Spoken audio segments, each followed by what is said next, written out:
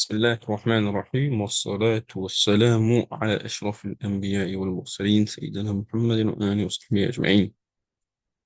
Over the last couple of reminders, we have discussed the effects of, shaitan, who shaitan is, why he does what he does, and we understand that we have learned that shaitan works in steps. And as we have said, we have learned that shaitan works in steps or phases to get us to where he wants to get to. We have previously mentioned in the story of how the act of people worshipping idols first started, and we saw that it took Shaitan many, many, many generations to be able to get people to do that.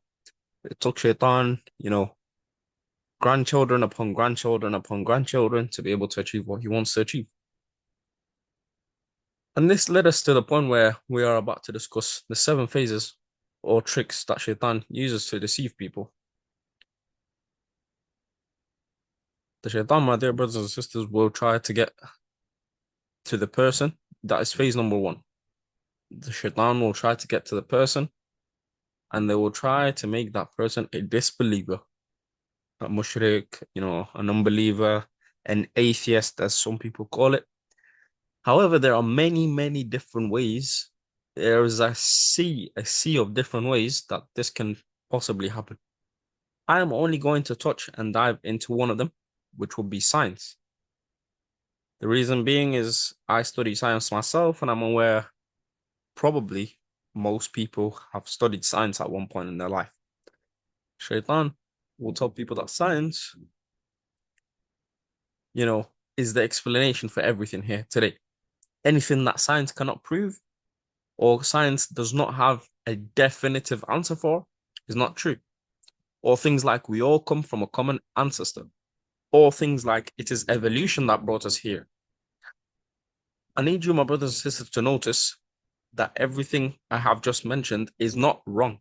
It is a fact. Humans have evolved. That's why we don't get sick, after we develop immunity, after we develop immune responses to certain, diseases.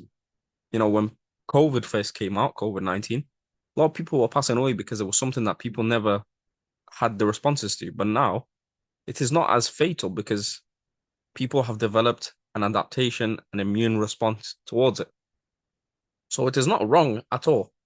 The point I'm trying to make, my dear brothers and sisters, is that science is not bad. In fact, sciences are something which we as Muslims should all try to improve on and increase our knowledge on. Because when you learn about sciences, especially the biological sciences and the physical sciences, I'm referring to physics and possibly chemistry. When you learn about them, you will find that you remember Allah and learn about the greatness of Allah and how His creations are perfect. Imagine, my dear brothers and sisters, a human being with their eyes where their mouth is, or their legs at the place of their hands, or perhaps their ears at the location of their eyes and the eyes at the location of the ears, and vice versa. The point instantly appears is that the creation of Allah subhanahu wa ta'ala is perfect. Perfect. There was no other possible way for any other, earthly creature, any creature that lives on earth today. It's impossible for a creature like that to come up with a design like this. Now, it is through the science we also learn, through biological sciences that we learn, there are many, many different complex systems in the body. And these systems, ridiculously complex. Somehow they never fail, or somehow they are, constantly delivering for years upon years upon years upon years upon years. That also, my dear brothers and sisters, will increase your level of Iman because look at phones today, look at devices today, laptops, computers. What's the maximum you can probably run a computer or a laptop before you need to replace it? Realistically, with today's standards, 7 years, but let's say we push it to 10, 15 years. What's the average age? What's the average age that people die on today? I have no idea about the exact number, but I'm assuming most people make it to an old age. Wallahu a'lam. So the point is that Shaitan realizes how powerful learning sciences can be in increasing people's level of Iman. So he tries to use that against them. And as I previously mentioned, this is just one example of how Shaitan can do that first phase. Phase number two, my dear brothers and sisters, is what's known as bid'ah. Bid'ah is like the beliefs, the acts that have not been brought down by Allah subhanahu wa ta'ala on his book, and he did not send his messenger to relay to the people, you know? These are the things that involves beliefs that are contrary to which Allah sent his messenger. Things like worshipping Allah in ways for which Allah has not granted permission, you know?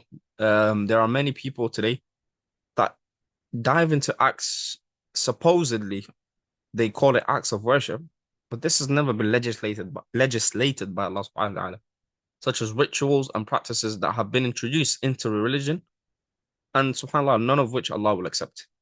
May Allah protect us from the bid'ah, inshallah. Number three, my dear brothers and sisters, is that if the shaitan cannot get the people to do bid'ah, shaitan moves on to the next phase, which is the major sins, al-kaba'ir. The shaitan will make the major sins look more appealing and more attractive. Sometimes in many communities, like for example, the Western communities which we live in today, you'll make these major sins appear as the normal thing. For example, here in the Western world, or specifically in the United Kingdom where we live, riba, interest, is completely normal, completely normalized. In fact, it is. This is how people make their money in this country. Another different example would be zina is also completely normal. In fact, people laugh at people that do not commit zina in this country.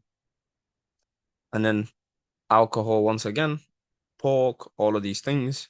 You know, we've all heard it. You know, you Muslims are missing out on alcohol. You Muslims are missing out on pork, etc. This is all the work of shaitan, my dear brothers and sisters. Inshallah, over the next couple of reminders, I'll go over the remaining phases. But the reason I have made this reminder very short and very concise is so we can reflect upon it. You know, it is better to have one piece of line, like one idea, one word that you read about, that you understand and you can reflect on and you can act upon, than to have a whole book of knowledge and not gain a single thing from it. So, my dear brothers and sisters, I kindly request that you please try to understand and visualize the phases that we have discussed and really reflect on them. One key point before I leave you, my brothers and sisters, is we must understand with that these phases is that one phase opens the way or the door or the path for the next one. It allows the other worse phase to be closer. For example, if a person is in phase three and they're committing major sins, but they're still a Muslim, right? They are maybe involved in riba, zina, maybe they drink alcohol, etc. They are still a Muslim because they believe in Allah subhanahu wa ta'ala, right?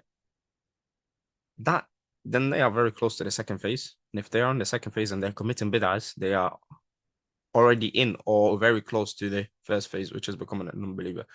سبحانك اللهم وبحمدك أشهد أن لا إله إلا أنت أستغفرك وأتوب إليك والسلام عليكم ورحمة الله وبركاته.